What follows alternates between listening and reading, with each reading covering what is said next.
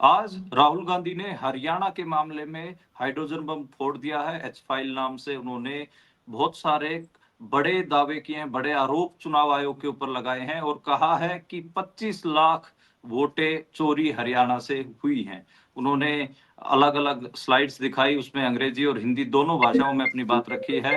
इसके ऊपर बात करने के लिए हमारे साथ मौजूद हैं वरिष्ठ पत्रकार रविंद्र शोरान।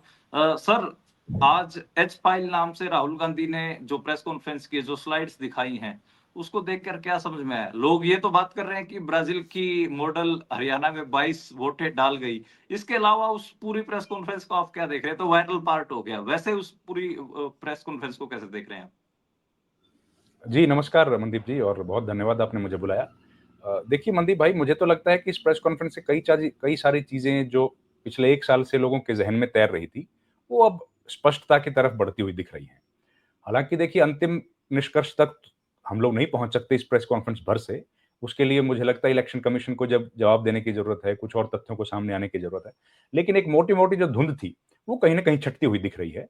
और जिन बातों का हम लोग भी ज़िक्र कर रहे थे, आप भी अपने ब्रॉडकास्ट में बात कर रहे थे और आम आदमी जिन बातों को कह रहा था, वो बातें स्पष्ट होती हुई दिख रही हैं।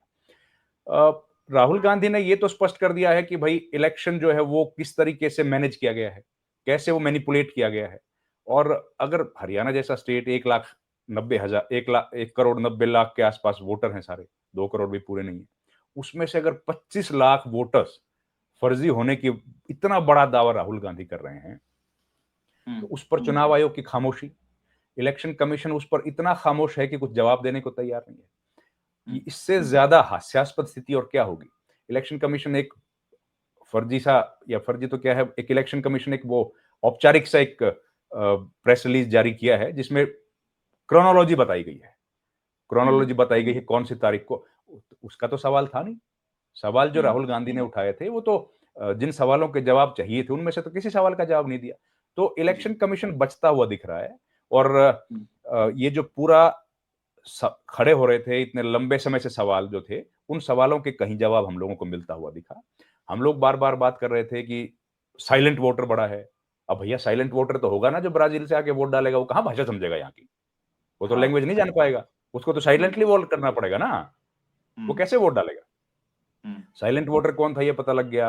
अब वो बिहार में ढूंढ रहे हैं घुसपैठिए कि भैया बांग्लादेश का म्यांमार का कोई रोहिंगा रोहिंग्या आएगा, वो तो ब्राजील के मिले। वो घुसपैठिए तो इधर ब्राजील वाले घूम रहे हैं, तो उनको कोई ढूंढ ही नहीं रहा है। तो ये और उत्तर तमाम चीजें इससे उत्तर स्पष्ट हुई प्रदेश के कि सरपंच भी वोट डाल गए। उत्तर सरपंच भी प्रदेश के सरपंच सरपंच। बताइए, सरपंचों का कितना बड़ा दिल है, देखिए वो समय निकाल के आए यहाँ वोट डालने के लिए। पर इनसे भी ज्यादा चिंता की जो बात है ना, देखिए मनदीप भाई, ये तो चलिए पॉलिटिकल पार्टीज ने किया, इलेक्शन कमीशन ने किया, किया नहीं किया जो भी है, कई सारे सवाल तो खड़े हुए। और हाँ। जो जो नतीजे आए थे वो लोगों के गले उतरे भी नहीं थे। फिर भी लोगों ने चलो जैसा था उसको एक्सेप्ट किया। लेकिन और ज्यादा चिंताजनक जो बात थी, जो मुझे लगता है बहुत शर्मनाक है, और वो ये थी कि जब नतीजे घोषित हो गए, तो अपने इस गड़बड़ झाले को, अपने इस जो राहुल गांधी ने कथित घोटाला जिसको कहा है, उसको छिपाने के लिए हरियाणा के लोगों को अपमानित किया। उनको जातिवादी बताया कि जाति के आधार पर वोटिंग हुई है, यह कहकर उनको अपमानित किया। और जबकि हरियाणा के लोगों ने अगर इन 25 लाख वोटों को ठीक माना जाए, तो उन्होंने तो मुद्दों के आधार पर वोट डाला था। उन्होंने तो जो अपना स्पष्ट एक संदेश दिया था कि ये सरकार हमको नहीं चाहिए, हमको दूसरी सरकार चाहिए, या कम से कम इनसे हम लोग परेशान हैं। इतना स्पष्ट संदेश हरियाणा के लोगों ने दिया था, और उसके बावजूद अपनी गलतियां, अपनी करतूतों को छिपाने के लिए, अपनी कारगुजारियों को छिपाने के लिए हरियाणा के लोगों को ही बदनाम कर दिया कि ये लोग जातिवादी हैं। इसलिए मुद्दों को छोड़कर, अपने भविष्य को छोड़कर इन्होंने जातियों में बंटकर वोट डाला है। कोई किसी ने एक जाति को डाल दिया, तो एक जाति के जो समर्थक थे उन्होंने दूसरे व्यक्ति को डाल दिया। इस तरह की बातें करना, मुझे लगता है ये कहीं ज्यादा अपमानित करने वाला बात है। और पूरा मीडिया तो उसके बाद, गोदी मीडिया जो है, वो तो बैठा ही है भोंप बजाने के लिए, वो तो उसके आसपास फिर तर्क धरने की कोशिश करता ही है। अब उसके बाद बताया गया कि भैया 20-30 हजार तो छोटी बड़ी सभाएं कर दी आरएसएस ने। अब मनदीप भाई, आप भी घूम रहे थे, हमको तो दिखे नहीं यार कहीं वो। हो सकता है कहीं हाँ। हो, मैं मना नहीं कर रहा, आरएसएस का प्रेजेंस है, वो लोग दिन रात काम करते हैं, पर इतने ज्यादा विजिबल नहीं थे कि वो हजारों में इतने हजार कॉन्फ्रेंस करते दिखे। जी। उनका अपना इलाका है जहां वो जरूर गए होंगे और करते होंगे, आज भी करते होंगे। और वो यहां नहीं, वो तो नागालैंड में और मणिपुर में भी करते हैं, उसमें दो राय नहीं है। लेकिन सवाल ये है ना कि आप एकदम जीत का हीरो बना के लेके आओ किसी को, जो कि है ही नहीं जीत। जो जीत नहीं है उसके आप हीरो बना के लेके आओ और उनके ऊपर फिर तर्क गढ़ दो, तो वो पूरे हरियाणा के लोगों को अपमानित करने जैसा था। और अपनी झूठ जो थी उसको छिपाने के लिए पूरा पूरा षड्यंत्र रचा गया था। इस प्रेस कॉन्फ्रेंस से ये जाहिर होता है। जी, राय विधानसभा की बात हुई, उसमें उन्होंने दिखाया, बहुत सारे वोटर्स की वीडियो दिखाई जिनकी वोटें काटी गई। उन्होंने लोकसभा में तो वोट दिया, उसमें एक त्यागी महिला थी, उन्होंने लोकसभा में तो वोट दिया, लेकिन विधानसभा में उनका वोट कटा हुआ था। ऐसे ही ये भी बात आई कि जो ज़ीरो एड्रेस, जो वोटर कार्ड है उसमें ज़ीरो लिखा हुआ था हाउस नंबर, वो भी एक खुलासा किया। कई सारे ऐसे घर भी हरियाणा में बताए जिसमें एक एक एक घर में 66 वोटें हैं और वो बीजेपी का आदमी है और नायब सिंह सैनी के साथ उसकी फोटो है, वो भी जारी की गई। तो ये जो खेल था, एक घर में 66-66 वोटें बनवाने वाला और बहुत सारी वोटें कटवाने वाला, इसको आप कैसे देखते हैं? ये तो कॉन्स्पिरेसी का हिस्सा है ही ना। जो सारे सवाल राहुल गांधी ने खड़े किए, आज से तो खड़े नहीं किए। और बल्कि मैं तो हाँ, अभी देख रहा था, ये दैनिक भास्कर की एक रिपोर्ट थी। ये रिपोर्ट थी, हाँ, ये आप भी देखना इसको। ये तारीख है 2 तारीख को, 2 हाँ, फरवरी 25/2 2021 की रिपोर्ट है ये। ये तो खैर हाँ, पुरानी रिपोर्ट देख लिया। मैं इसके बारे में एक और रिपोर्ट थी, वो दिखाऊंगा आपको। उसमें बता रहे हैं कि हाँ, कितने वोट बढ़ गए एकदम, कितने वोट हाँ, हरियाणा में भी बढ़े थे। और ये जो हाँ, दिया गया है, जो डिटेल दी है इलेक्शन कमीशन ने, कि इतनी हाँ, तारीख को हमने सूची प्रकाशित कर दी थी इतनी। अरे जब आप इलेक्शन, जब ये पॉलिटिकल पार्टीज इस बात को, अभी राहुल गांधी ने बताया, 10 दिन पहले ही सूची किसी को दोगे तो उसमें से कैसे कोई बता पाएगा कि सही क्या है और गलत क्या है। और ये जो हुँ, वोट कटे हैं, अब वोट कटने हुँ, का देखिए, कोई भी वोटर जो है वो कितना जागरूक है। हर वोटर 24 हुँ, घंटे तो अपना ईपीआईसी चेक करता रही रहेगा कि उसका वोट उसका नाम है कि नहीं है। जिसने बिल्कुल, 2024 के लोकसभा चुनाव में डाले, 3 महीने के हाँ, बाद कौन उम्मीद करेगा उसका वोट कट जाएगा? और क्यों कट जाएगा? बिल्कुल, ना उसने कोई घर हुँ, बदल दिया है, ना उसने कोई पलायन कर लिया वहां से है, ना उसने कोई हुँ, अर्जी दाखिल की है नाम काटने की। तो इस बात का हुँ, मतलब ही नहीं कि उसका वोट कटेगा। तो उसका भी वोट अगर कटा है, तो इलेक्शन कमीशन जिस दिन वो लोग वोट डालने गए उसी दिन तो मालूम पड़ेगा इस बात का। और वहां जाने के हुँ, बाद अकेला आदमी क्या हल्ला मचाएगा? हुँ, एक बूथ पे आप, कोई व्यक्ति गया है, उसका वोट कट गया, तो वो हल्ला थोड़ी मचाएगा। अब जो बिहार हुँ, विधानसभा चुनाव में पता लगेगा कि लास्ट टाइम जिसने वोट डाला था उसके अब वोट है कि नहीं। तो ये एक पूरा एक लार्जर कॉन्स्पिरेसी जिस तरह के हम लोग देख रहे हैं, जिस तरह राहुल गांधी बात कर रहे थे, कि उसका एक हिस्सा हमको दिखाई दे रहा है। और सुनियोजित तरीके से इंस्टीट्यूशनलाइज किया गया है इस पूरे मैकेनिज्म को, और उसका ये हुँ, हिस्सा है। लोग जनता के बीच में, जैसे आपने वो सुना होगा कि कई रात को कोई चोर आते थे भैंस चोरी करने के लिए। तो एक हुँ, व्यक्ति जो चोर था वो भैंस को लेफ्ट साइड में लेके चला जाता और दूसरा घंटा बजाता हुआ राइट साइड में चला जाता। तो वो राइट साइड में चले जाते गांव के लोग कि भैया घंटा उधर बज रहा है, तो हम लोग ढूंढते हैं भैंस को उधर। तो वही हालत है। हरियाणा के लोगों को उलझा दिया कि तुम तो जातिवादी हो, और इन लोगों ने हुँ, उसमें वोटिंग मशीन में या वोटिंग लिस्ट में खेल कर दिया। तो ये, इससे तो ये स्पष्ट होता है ना कि हरियाणा के हुँ, लोग तो सही दिशा में सोच रहे थे। वो लोग तो हुँ, जातिवाद से बाहर निकल चुके थे, लेकिन क्योंकि इनको एक फर्जीवाड़ा करना था, क्योंकि चुनाव आयोग जो है बायस तरीके से काम कर रहा था और उसको इंडिपेंडेंटली काम नहीं करना था। और ये जो राहुल गांधी ने इसका खुलासा किया है, उससे ये साफ होता है कि इलेक्शन कमीशन की मिली भगत से ये हुआ है। और फिर अभी अपने तो मुख्यमंत्री तो जैसे बड़ा ही सम्मानित प्रदेश है बिहारी, नो डाउट बिहार बहुत सम्मानित प्रदेश है। वो तो कहते हैं वहां के हैं हम तो इनको क्या हुँ। दिक्कत है ब्राजील से अपना वोटर लेके आने में? और व्यवस्था इन्होंने पहले ही कर रखी थी, ये तो कहा एक ही एक उन्होंने। वीडियो एक वीडियो में रविंद्र हमने ये बात कही कि हरियाणा में 30 विधानसभा के आसपास ऐसी विधानसभा सीटें हो चुकी हैं जिनमें उत्तर प्रदेश और बिहार के लोगों, जो प्रवासी हैं, उनके वोट बहुत ज्यादा मात्रा में बढ़े हैं पिछले काफी समय से। शायद इस वजह से भी उसका डबल फायदा मिल रहा हो। बिहारी मुख्यमंत्री अपने आप को नायब सैनी इसलिए भी कह रहे हो कि उनसे वोटें यहाँ हरियाणा विधानसभा चुनाव में भी डलवा ली हो, जो डुअल वोटर वाला जो मामला है, अब उनकी बस भर भर के, जैसे बीजेपी बिहार में वोटें डलवाने के लिए लेके जा रही है, अब उनका इस्तेमाल वहां भी कर लें। तो जो डेमोग्राफी चेंज वाला, हम मैं कोई प्रवासियों के खिलाफ नहीं रहा हूं, बल्कि मैं तो लेबर माइग्रेशन का टीचर भी रहा हूं। और पर मैं ये मानता हूं कि जो डुअल वोटर वाला है, जैसे इससे पहले भी राहुल गांधी उठा चुके हैं ये मुद्दा कि एक एक शख्स के 3-3 जगह वोट, या फिर हरियाणा में जो प्रवासी हैं, उत्तर प्रदेश बिहार के हैं, क्या उनके वोट यहाँ पे भी बने हुए हैं और वहां पर भी बने हुए हैं? उन सूबे में तो आपने एसआईआर लागू कर दिया, हरियाणा में आपने क्या प्रक्रिया लागू की? ऐसे वोटर जो जिनके 6 महीने पहले वोट बन गए, ना उनका डोमिसाइल है, ना वो यहाँ रहते हैं, एक-एक मकान में जिनके 66-66 वोटें निकल रही हैं। तो ये एक घपलाबाजी भी है। मेरे को तो आप ये बताइए कि आपने वो वीडियो भी देखी जिसमें वो कह रहे हैं कि नायब सिंह सैनी की, कि हमारे पास सब व्यवस्थाएँ हैं। तो कौन सी किस किस्म की व्यवस्था है ये जो बिहारी सीएम होने की व्यवस्था यही है या कुछ और व्यवस्थाएं आपको दिख रही हैं? देखिए, अब तो स्पष्ट हो ही गया है, अब तो साफ ही हो रहा है। अब ये हुँ, इलेक्शन कमीशन जब तक इन सवालों के एक-एक करके बिंदुवार जवाब नहीं देगा, तब तक तो हम हाँ, लोग ये बात मानने को मजबूर है ना कि ये बात सही है जो राहुल गांधी ने कही। अब इनका हाँ, सिलसिलेवार तरीके से एक-एक क्रोनोलॉजी में समझाएगा चुनाव आयोग कि ये सब गलत है, तब तो कुछ हुँ, समझ आएगा, नहीं तो हम लोग तो यही मानेंगे कि व्यवस्था का मतलब कि उन्होंने कुछ न कुछ गड़बड़-झाला किया है और उसी को हुँ, व्यवस्थाएँ बोल रहे हैं। और अब हुँ, जो सामने निकल के आए उससे तो ये बात और ज़ाहिर होती है कि उन्होंने गड़बड़ी करी है और ये गड़बड़ी करी है जिसकी वजह से वो दोबारा से मुख्यमंत्री बन पाए। और क्योंकि इलेक्शन कमीशन उनके साथ है, इलेक्शन कमीशन हुँ, उनके साथ काम कर रहा है, कनाइवेंस में है, तो इसलिए वो उनको किसी बात का डर नहीं है, कोई भय नहीं है। अब अगर ये सब सामने आ गया तो भी क्या होगा? हुँ, हर हर चीज़ अगर आपके सामने स्पष्ट आ गई और राहुल गांधी की बातें हम तो फिर कह रहे हैं कि हम लोग तो शक के घेरे में डाल रहे हैं कि हो सकता राहुल गांधी की सब बातों को सही नहीं मान रहे। चुनाव हाँ, आयोग उस पर स्पष्टता से जवाब दे तो हम लोग कुछ उस पर भरोसा कर पाएँ। लेकिन अगर ये सारी बातें 100 की 100 सही भी मानी जाएँ, तो भी क्या हाँ, होने वाला है? होने का तो कुछ नहीं है ना हुँ, फिर भी। सरकार तो यही सही रहेगी आपकी, सरकार तो बदलेगी नहीं। अब लोगों को इस बात पे भरोसा करना है कि भई उनको सरकार पे कितना भरोसा है, क्योंकि जिस तरह की ये सरकार चुनी गई है, उस सरकार के चुनने का जो तरीका है, वो संवैधानिक है कि असंवैधानिक है? अब सवाल तो ये है।